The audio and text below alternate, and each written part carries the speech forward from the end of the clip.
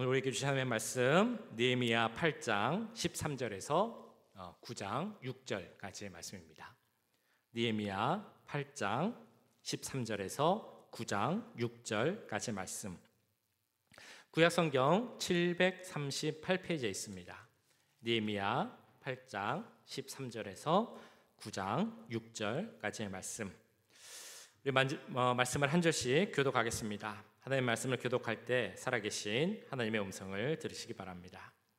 그 이튿날 뭇 백성의 족장들과 제사장들과 레위 사람들이 율법의 말씀을 밝히 알고자 하여 학사 에스라에게 모여서 율법에 기록된 바를 본즉 여호와께서 모세를 통하여 명령하시기를 이스라엘 자손은 일곱째 달 절기에 초막에서 거할지니라 하였고, 또 일렀으되 모든 성읍과 예루살렘에 공포하여 이르기를 너희는 산에 가서 감람나무 가지와 들감람나무 가지와 화석류나무 가지와 종려나무 가지와 기타 무성한 나무가지를 가져다가 기록된 바를 따라 초막을 지으라 하라 한지라. 백성이 이에 나가서 나무가지를 가져다가 혹은 지붕 위에 혹은 뜰 안에 혹은 하나님의 전뜰에 혹은 숨은 광장에 혹은 에브라임 문 광장에 초막을 짓되, 사로잡혔다가 돌아온 회중이 다 초막을 짓고 그 안에서 거하니 눈의 아들 여호수아 때로부터 그날까지 이스라엘 자손이 이같이 행한 일이 없었으므로 이에 크게 기뻐하며 에스라는 첫날부터 끝날까지 날마다 하나님의 율법책을 낭독하고 무리가 이레 동안 절기를 지키고 여덟째 날에 규례를 따라 성회를 열었느니라.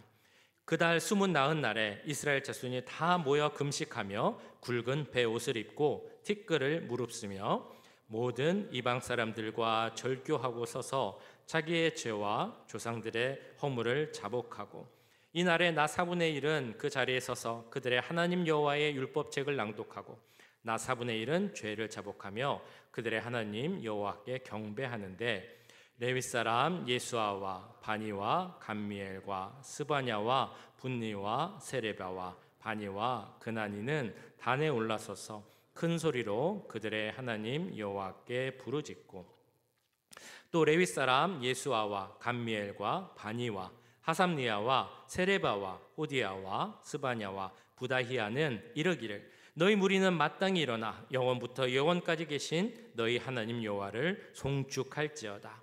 주여, 주의 영원한 이름을 송축하올 것은 주의 이름이 존귀하여 모든 송축이나 찬양에서 뛰어남이니이다. 오직 주는 여호와시라. 하늘과 하늘들의 하늘과 1월 성신과 땅과 땅 위의 만물과 바다와 그 가운데 모든 것을 지으시고 다 보존하시오니 모든 천군이 주께 경배하나이다. 아멘. 네. 예전에 그 유명했던 영화 중에 하나, 제가 참 좋아했던 영화 중에 그 백투더퓨처라는 영화가 있었습니다. 혹시 알고 계십니까? 백투더퓨처. 제가 중고등학생 때 나왔던 영화로 기억이 됩니다. 지금으로 말하면 이제 타임슬립이라고 하죠. 타임머신을 타고 그 시간 여행을 하는 그런 내용의 영화가 백투더퓨처였습니다. 여기 주인공이 마이클 제이 폭스라는 그 배우였는데요. 그 당시 이 배우가 왜 이렇게 멋있게 생각이 됐는지 제가 너무 좋아하는 배우였습니다. 마이클 제이 폭스. 책받침 같은 것도 만들어서 갖고 다니고 그랬습니다. 그 당시에는 너무 멋있고 지금 말로 힙하다라고 생각을 했던 것 같습니다. 근데 지금 생각해 보면 그렇게 좋아할 이유 없는 것 같은데 그 당시는 참 좋아했던 그런 배우였습니다. 얼마 전에 이런 비슷한 내용, 타임슬립, 시간 여행을 하는 그 드라마가 한국에서 유행한 적이 있었습니다. 어떤 내용이었냐면 그 어떤 재벌집에서, 재벌 회사에서 일하는 사람이 있었는데 그 사람이 누군가에게 죽임을 당합니다. 깨어보니까 과거로 돌아가서 그 재벌집의 막내 손자로 태어나게 된 것입니다. 그런데 그 기억을 다 갖고 과거로 돌아갔습니다. 그러니까 그 미래에 무슨 일이 생길지를 다 알고 있는 겁니다. 어떤 회사의 주식이 잘 될지, 어떤 회사가 망할지, 어떤 지역의 땅값이 많이 오를지, 어떤 건물이 좋아질지, 아니면 어떤 투표 결과가 나올지, 어떤 영화가 유행할지, 이런 미래에서 일어날 모든 일을 다 알고 그래서 그 사람이 어떻게 하는가, 이런 내용을 다룬 것이 그 드라마의 내용이었습니다. 사실 그 드라마 내용 자체는 우리 기독교의 정서하고는 맞지는 않습니다만, 그럼에도 이제 그 드라마가 화제가 되었던 이유는 아마도 우리가 많은 분들이 궁금해하는 것, 만약에 내가 앞으로 일어날 일들을 다 안다면 무슨 일이 생길까라는 그 궁금증, 이 상상력을 채워줬기 때문에 아마 그 드라마가 화제가 된 것이 아닐까 생각을 해봅니다. 만약에 우리가 앞으로 일어날 일, 내일 나에게 일어날 일을 안다면 어떨까요? 어떨 것 같으십니까? 내가 앞으로 일어날 일을 다 안다면 그것은 마냥 좋기만 할까? 뭐 이런 생각도 들기도 합니다. 근데 그런 일은 실제 우리에게는 일어날 수 없죠. 앞으로의 일을 알 수는 없습니다. 다만 내가 지나온 과거의 일만 알 뿐입니다. 그래서 우리가 하는 말 중에 많이 하는 말이 있습니다. 조금 후회 섞인 그런 말이죠. 만약에 내가 그때 이렇게 결정했더라면 더 좋지 않았을까? 혹은 만약에 내가 그때 저렇게 했다면 어떤 결과가 나왔을까? 만약에, 이런 말을 우리가 많이 합니다. 과거를 돌아보면서 하는 그런 말입니다. 자, 그런데 그거 알고 계십니까? 제가 지금 이 말씀을 드리는 지금 이 순간, 우리가 현재라고 부르는 이 순간이지만 지금 이 순간도 이제 곧 얼마 지나지 않아서 과거가 된다는 것입니다. 이제 다가올 그 언젠가 미래의 그 순간에 그날 그 시간에 내가 이렇게 하면 더 좋지 않았을까? 그렇게 했으면 어떤 일이 생겼을까라고 후회할 수 있는 그 과거가 지금 바로 이 순간이 될 수 있다는 것입니다. 특별히 신앙의 삶, 신앙의 모습을 생각해 보면 더 그렇습니다. 우리가 신앙생활 잘하고 신앙을 성장하는데 그렇게 하지 못하도록 유혹하는 것들이 참 많이 있습니다. 그런데 요새 우리를 신앙 성장 못하도록 유혹하는 것 중에 하나, 가장 큰 것이 뭐냐면 바로 다음에 혹은 나중으로 미루라라는 그런 유혹입니다. 다음에 해, 나중에 해, 시간이 되면, 여건이 되면, 언젠가 그때 내가 모든 것이 좋아지면 그때는 좀 제대로 신앙생활 해보고 그때는 말씀도 읽고 말씀도 순종해야지 라는 것이 우리의 신앙의 성장을 막는 가장 큰 유혹입니다. 잘 아시는 것처럼 그렇지만 나중은 없습니다. 그 언젠가는 사실 잘 오지 않습니다. 그때는 이미 늦은 때가 되는 것이죠. 그렇기 때문에 우리에게 중요한 것은 나중은 없다라는 것을 기억하면서 중요한 것은 지금이다. 내가 깨닫는 바로 이때, 언젠가가 아니라 바로 지금 그 말씀을 듣고 깨닫고 순종하고 행하는 것이 중요하다. 이것을 기억하는 것이 너무나 중요하다는 것입니다. 지난주 말씀 기억나십니까? 우리 느헤미야 8장 앞부분에 보셨던 말씀입니다. 그 이스라엘 백성들이 수문앞 광장에 모여서 그 학사 에스라가 읽어주는 성경을 들었습니다. 성경을 듣고 은혜를 체험했습니다. 얼마나 좋았든지 막 그 말씀을 계속 듣고자 했습니다.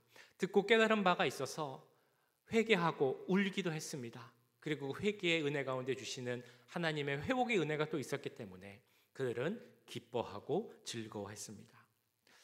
자, 그런데 그 은혜가 정말 컸던 것 같습니다. 그들은 거기서 그치기를 원치 않았고 더 많은 것, 더 큰 것을 원했습니다. 그래서 제사장, 레위인, 족장 이런 리더들, 지도자들이 와서 이스라엘에게 이렇게 부탁을 하는 것입니다. 여기서 그치지 말고 말씀을 더 들려주세요. 말씀을 더 읽어주세요. 더 알게 해주세요. 이것이 바로 그들이 에스라에게 부탁한 내용입니다. 오늘 말씀이 이렇게 나옵니다. 그 이튿날 뭇 백성의 족장들과 제사장들과 레위 사람들이 이 율법의 말씀을 밝히 알고자 하여 학사 에스라에게 모여서, 이 말씀만 보면 그런가 보다라고 할 수 있지만 사실 그 당시 상황을 생각해 보면 이것은 참 쉽지 않은 일이었습니다. 왜냐하면 그들은 포로 생활에서 돌아온 자들이기 때문입니다. 포로 생활에서 돌아왔다라는 것은 이제 그들이 살 수 있는 집, 터전을 만들어야 한다는 그런 의미입니다. 매일매일 먹고 살아야 하는 문제가 당장 눈앞에 있는 문제이기 때문에 생계를 위해 일해야 한다라는 것입니다. 자, 그런데 그들은 이제 그렇게 일해야 하는 상황에서 하나님이 주신 일, 그 성벽을 재건하는 일 때문에 52일, 거의 한 2달 동안은 자기를 돌아보지 못했습니다. 자기의 삶을 돌보지 못하고 성벽 재건을 위해서 그 개인의 삶을 포기한 사람들이었습니다. 그렇기 때문에 이제 성벽 재건이 끝났으면 자기의 삶의 터전으로 돌아가서 그 본인의 삶을 돌아보는 것이 필요했습니다. 이제 내가 말씀 듣는 건 그만하고 제가 우리 가족을 위해서, 먹고 사는 문제를 위해서 제가 좀 그 일을 하겠습니다 라고 해도 그렇게 문제되는 것은 아니었다라는 것입니다. 그럼에도 그들은 지금 하나님의 말씀을 더 듣겠다, 그 말씀을 더 경청하고자 한다라고 그런 마음으로 에스라 앞에 나온 것입니다. 그러니까 그들은 시간이 많아서 주님 앞에 나온 것이 아니라는 것입니다. 할 일이 없어서 주님 앞에, 에스라 앞에 말씀 듣겠다고 나온 것이 아닙니다.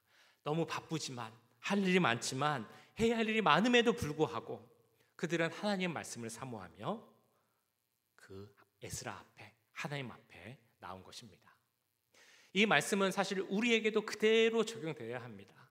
하나님 말씀을 사모해야 한다는 것입니다. 예배를 사모해야 합니다. 기도하는 것을 사모해야 하고 찬양하는 것을 사모해야 합니다. 우리 성도가 함께 모여서 교제하는 것도 사모해야 합니다. 우리도 사실 바쁩니다. 할 일이 참 많습니다. 그래서 내가 해야 할 일이 너무 많으니까 이거 먼저 하고 그 다음에 하나님께 나오는 일을 하겠습니다 라고 할 수도 있습니다. 그러나 지금 바쁘니까 제가 그 일을 나중에 하겠습니다 라고 미뤄서는 안 된다라는 것입니다. 우리가 할 일이 많지만, 나를 챙겨야 하는 일들이 물론 많겠지만, 그럼에도 불구하고 하나님 말씀이기에, 그것을 사모하기에, 그 말씀을 듣는 것이 기쁘기에 우리가 주님 앞에 나올 수 있어야 한다는 것입니다. 우리 사람들은 누구나 자기가 좋아하는 일은 열심을 내서 하는 그런 특성이 있습니다. 제가 미국에 온 지 얼마 안 됐을 때 잘 아는 저의 지인이 저에게 와서 이렇게 이야기를 해주는 겁니다. 혹시 그 바다에서 나는 게, 바닷게 좋아하세요? 이 미국에서 바닷게를 실컷 싸게 먹을 수 있는 방법이 있는데 알려줄까요? 라고 이제 저한테 말씀을 하는 겁니다. 그 당시만 해도 뭐 한 15년 전쯤이죠. 한국에서 게를 먹는 게 이렇게 쉬운 일은 아니었던 것 같습니다. 저도 이제 게를 많이 못 먹어봤는데, 이 게, 바닷게를 맛있게 싸게 먹을 수 있다고 하니까 제가 또 관심이 동하잖아요. 그래서 어떻게 해야 됩니까? 라고 물어봤습니다. 그러니까 그분이 저기 가면 뉴포트 비치에 피시 마켓이 있는데 거기에 가면 게를 아주 싸게 살 수 있습니다. 그 대신 새벽에 가야 됩니다 라고 이제 이야기를 하는 겁니다. 제가 어떻게 했을까요? 그 얘기를 듣고 당연히 갔겠죠. 새벽에 갔습니다. 잘 아시는 것처럼 게는 이제 주로 겨울에 나옵니다. 그래서 아마 1월 달쯤이었던 것 같습니다. 그 1월 달 어느 주말 새벽에 제가 게를 사기 위해서 그 새벽 어둠을 뚫고 갔습니다. 갔더니 사람들이 많더라고요. 줄을 이렇게 서 있었습니다. 그래서 줄에 서서 기다렸습니다. 근데 1월에 새벽 그 바닷가 바람이 얼마나 찹니까? 그 바람을 맞으면서 이렇게 줄을 서서 있다 보니까 제 마음속에 이런 생각이 드는 겁니다. 아니, 내가 무슨 영화를 보겠다고, 이 게를 얼마나 맛있게 많이 먹겠다고 이 추운데 여기서 내가 이렇게 벌벌 떨면서 서서 기다리고 있는가, 그런 생각이 들었습니다. 근데 그 게를 사면서 이제 돌아오면서 어떤 장면을 보고 비슷한 생각을 한 게 있습니다. 뭐 지금도 이제 바닷가에 가면 많이 볼 수 있는 장면인데요. 바닷가에 가면, 새벽에 가면 서핑을 하기 위해서 오는 분들이 참 많이 있습니다. 그분들도 새벽같이 나옵니다. 계절 상관없이 1월이든 2월이든 항상 새벽에 나와서 서핑을 합니다. 제 마음속에 이런 생각이 든 거죠. 저는 서핑을 잘 모르고 그 재미를 잘 모르니까, 아니 저 사람들은 저게 얼마나 재밌다고 이 추운데 새벽부터 나와서 저 서핑을 하고 있는가, 그런 생각이 마음 한편에 들었는데, 또 한편으로 이런 생각이 듭니다. 나도 그 게를 좀 먹겠다고 그 새벽에 추운데 나가서 줄 서서 기다리고 있었는데, 그렇게 생각해 보면 저 서핑하는 분들의 마음을 이해 못할 바도 아니다, 그런 생각이 들었습니다.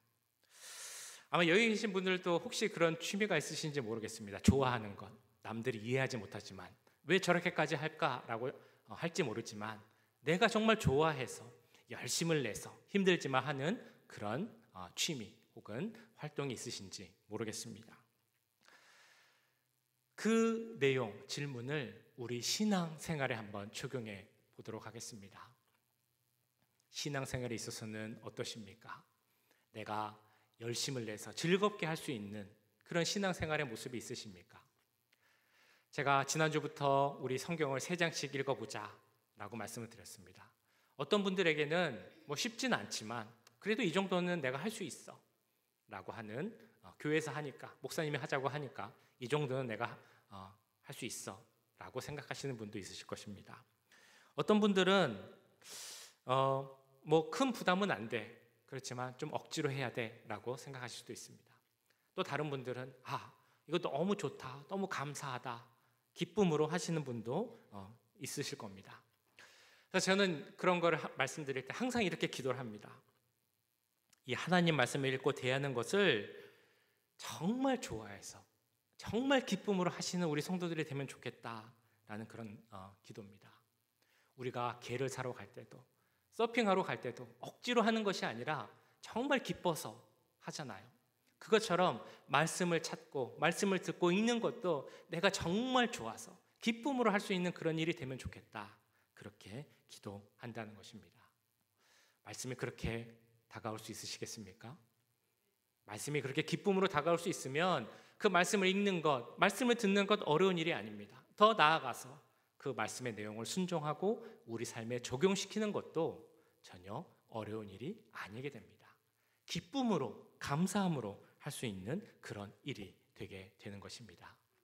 오늘 이스라엘 백성들이 그랬습니다. 그들 가운데 말씀이 들어오고 그 말씀이 역사하고 그 말씀이 기쁨이 되니까 그 말씀을 순종하는 것이 전혀 어려운 일이 아니었다라는 것입니다.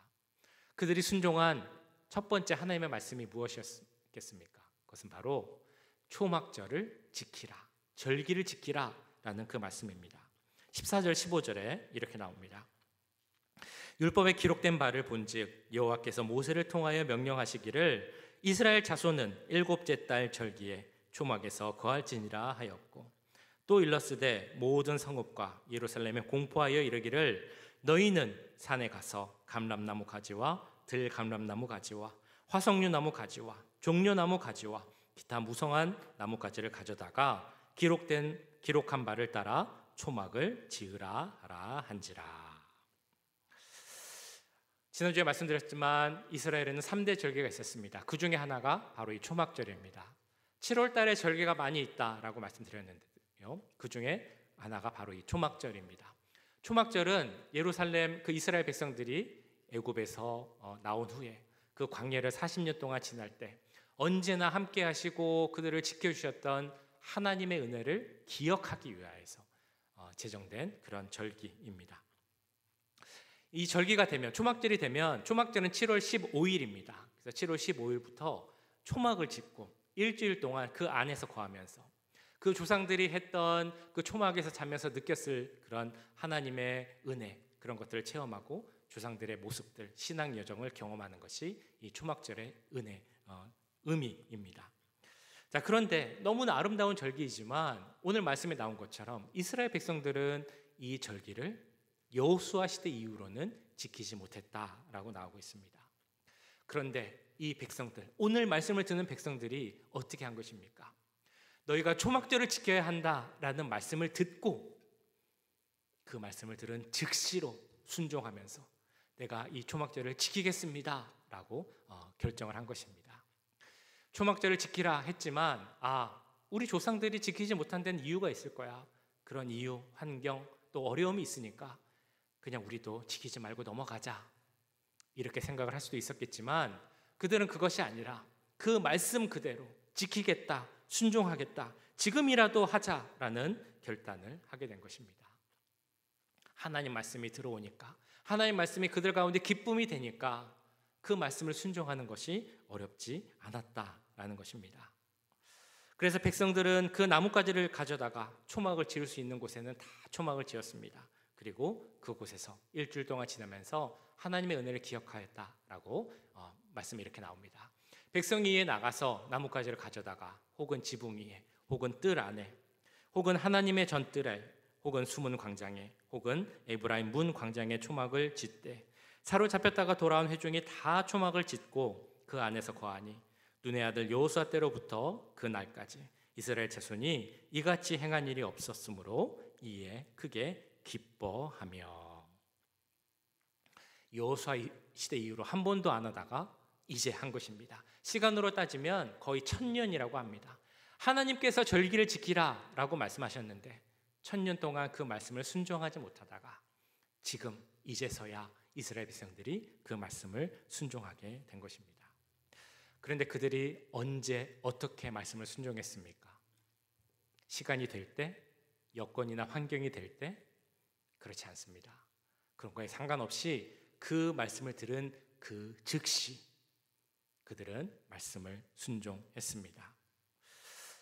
우리도 이런 순종이 있어야 합니다. 말씀을 읽으실 때, 말씀을 들으실 때, 그 말씀이 들어와 우리 가운데 역사할 때가 있습니다. 특별히 마음에 남는 말씀이 있을 때가 있습니다. 어떤 말씀이 내 말씀을 찌르고 내가 깨닫게 하는 그런 말씀이 있습니다.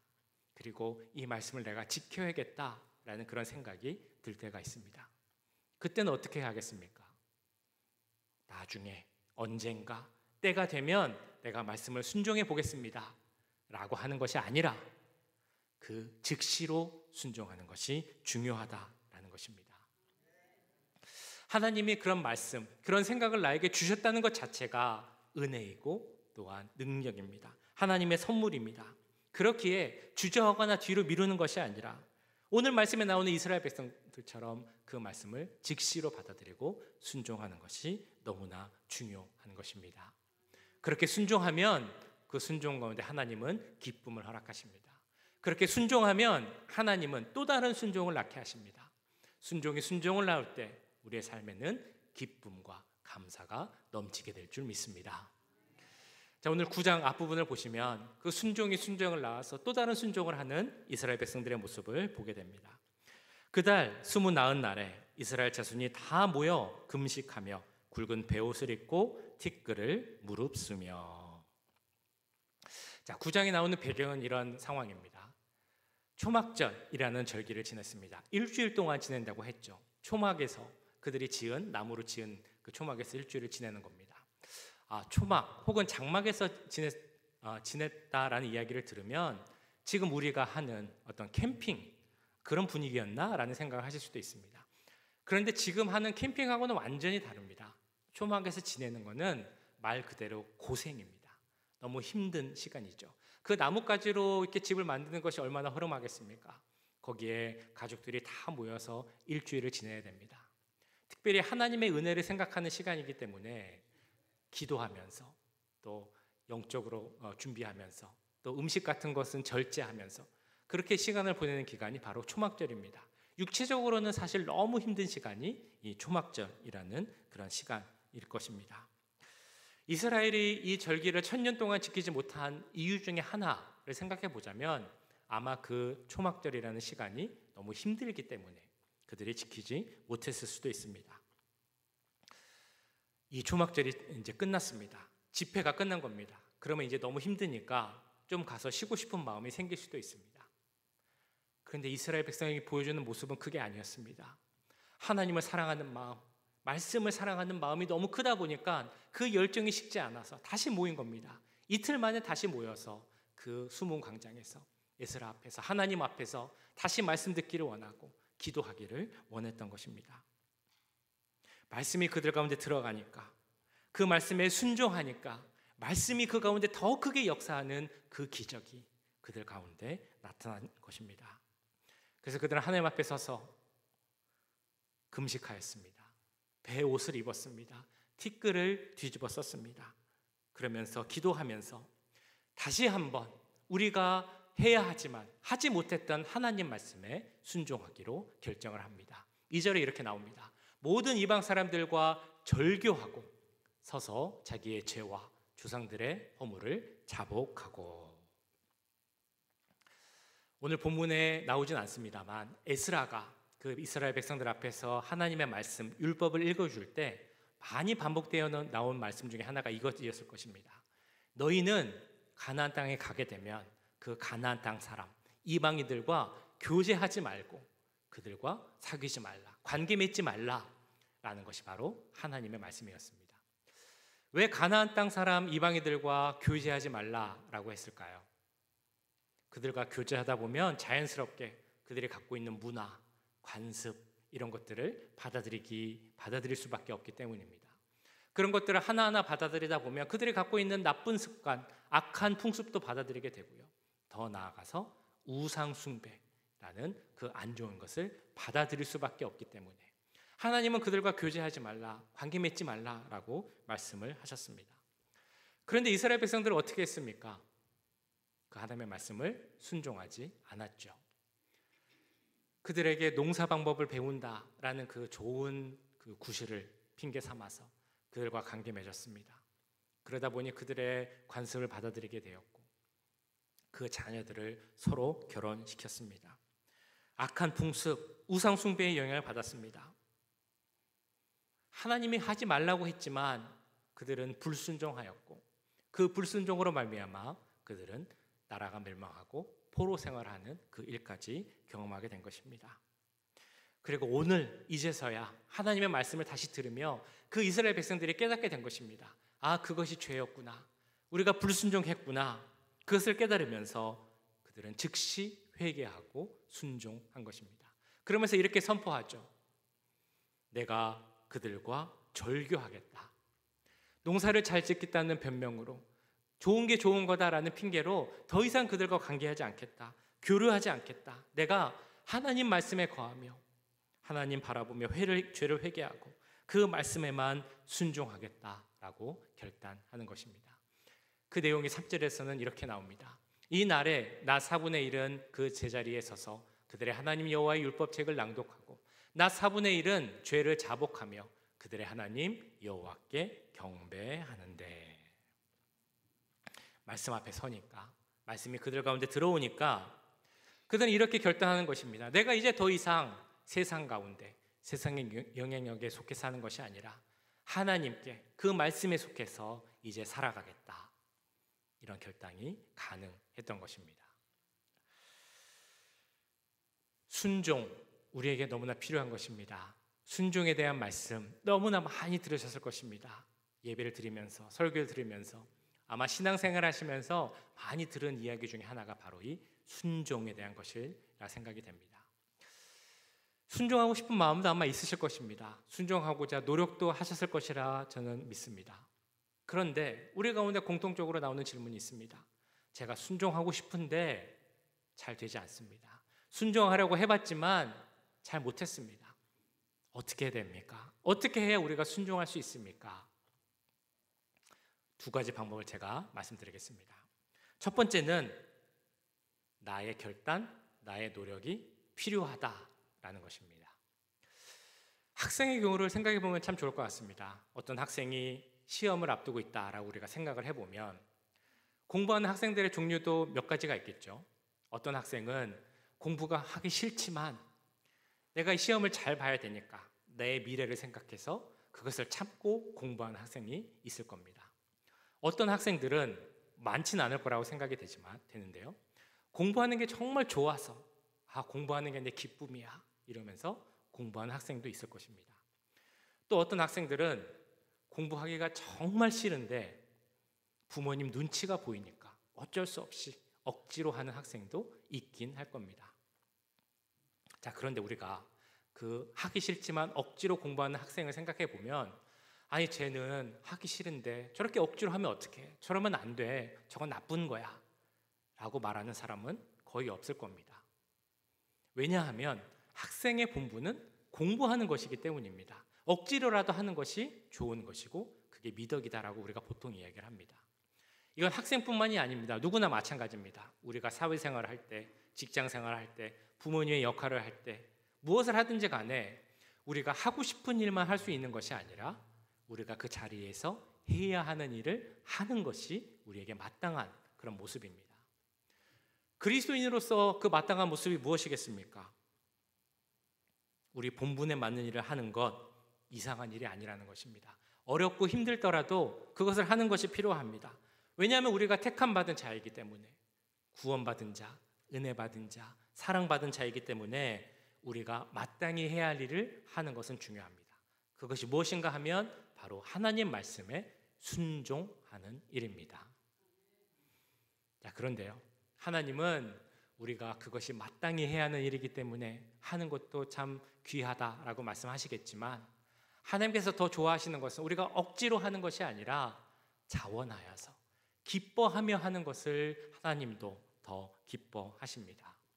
오늘 말씀에 나오는 내용, 유대인들이 초막을 짓고 초막절을 지키는 것, 이방인들과 더 이상 사귀지 않고 절교하는 것, 하나님의 백성인 이스라엘으로서 그들이 마땅히 해야 하는 일이긴 합니다. 그러나 그것이 해야 하는 일이기 때문에 하는 것으로 그치는 것이 아니라, 그들이 하나님의 말씀을 듣고 그 말씀이 역사하고 그 말씀이 너무 기뻐서, 너무 감사해서, 우리가 하나님을 사랑해서 그래서 우리가 이것을 하겠다라고 하는 것을 하나님은 더 기뻐하신다는 겁니다. 우리의 순종도 마찬가지입니다. 우리가 하나님 말씀에 순종하는 것 당연히 해야 할 일이지만, 그것이 마땅히 해야 하는 일이니까 하는 것보다 하나님이 좋아서, 하나님을 사랑해서, 그 말씀이 너무 달고 좋아서 그 말씀에 순종하겠다, 그래서 우리 가운데 기쁨이 넘친다, 이런 우리의 모습을 하나님은 더 좋아하신다라는 것입니다. 요한복음 22장을 보시면 예수님께서 베드로에게 나타나셔서 사명을 주시기 전에 세 가지 질문을 하시죠. 그런데 이 세 가지 질문은 똑같은 질문이었습니다. 한 질문, 그것은 바로 베드로야, 네가 나를 사랑하느냐? 라는 질문이었습니다. 똑같은 질문을 3번 합니다. 그 질문을 하신 이유가 무엇이겠습니까? 사랑의 마음이 있어야 그 일을 기쁨으로, 감사함으로 할 수 있기 때문입니다. 베드로가 그래서 주님, 제가 정말 주님을 사랑합니다. 제가 주님을 사랑하는 것을 주님 아십니다. 라고 한 후에야, 그러면 이제 와서 나의 양을 치라, 나의 양을 돌보라 라고 말씀을 하십니다. 우리가 순종할 때도 필요한 것이 바로 이 하나님을 사랑하는 그런 마음입니다. 혹시라도 아까 드렸던 것처럼 제가 정말 순종하고 싶은데 잘 안 됩니다 라고 하시는 분들이 계시다면 이렇게 간구하시기 바랍니다. 먼저는 물어봐야죠. 내가 정말 하나님을 사랑하는가? 스스로에게 물어보셔야 합니다. 그리고 나서 이렇게 간구하세요. 주님, 나를 위해 이 땅에 오신 주님, 나를 위해 십자가를 주신 주님, 나를 위해 죽으시고 고난당하신 주님, 그 주님의 사랑을 생각합니다. 그 넓고도 깊고도 측량할 수 없는 그 사랑에 제가 거할 수 있도록 해주세요. 그래서 그 사랑, 나도 그 알게 하시고 그 사랑을 본받아서 나도 주님을 사랑할 수 있게 해주세요.